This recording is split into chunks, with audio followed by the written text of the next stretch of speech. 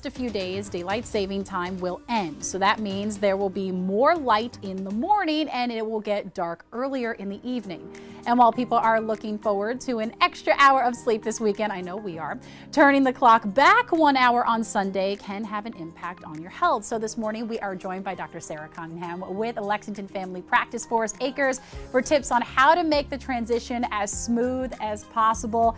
Thank you so much for stopping by, because everyone's going to have to deal with it this weekend. Thanks for having me. Yeah, let's go ahead and talk a little bit about, in general, how does daylight saving really affect the health? This time of year is not quite as bad as the fall, but it's still going to affect us. So anytime you affect your circadian rhythm, you know, you're going to be thrown off a little bit. So we're going to bed an hour later.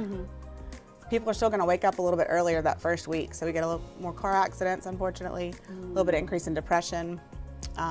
Those are the big things. Wow, okay. But it's not as bad as what we have, because now we get to sleep a little bit more in, right? Yeah, okay. Exactly. So what are some tips that you kind of are going to give our audience a little bit when it comes to this weekend? So you want to probably go ahead, you know, maybe tomorrow night, start pushing your bedtime a little later, 15, 20 minutes later each night. Okay.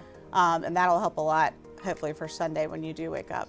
Now, is it important to kind of start doing this now and not wait last minute? How important is it, or is there maybe a specific amount of days that we should wait?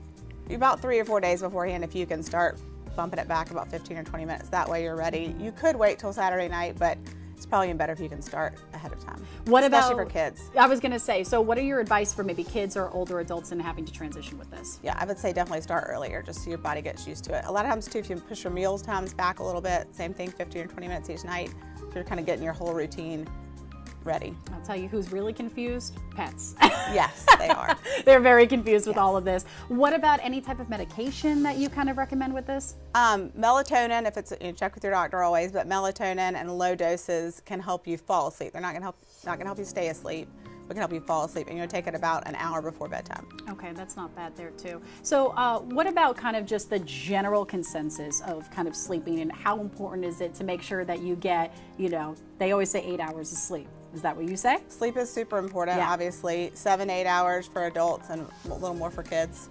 And then, you know, just if you're not sleeping well, it affects everything with your health, your mental health, your cardiac health, everything. So you want to make sure you're trying to get that good 8 hours of sleep. I was going to say, so sleep is not just, you know, you're going to have like a well-rested night and you're going to have a good day. It affects literally from head to toe. It does. Wow, that's interesting. Well, Dr. Cottingham, thank you so much for stopping by this morning. Thanks for having me. I am going to enjoy this extra hour of sleep this I'm weekend. excited. There you go. You see, I think we're all just excited for that extra hour of sleep. All right, don't go anywhere. We have more of your top local stories when we come back. Stay with us.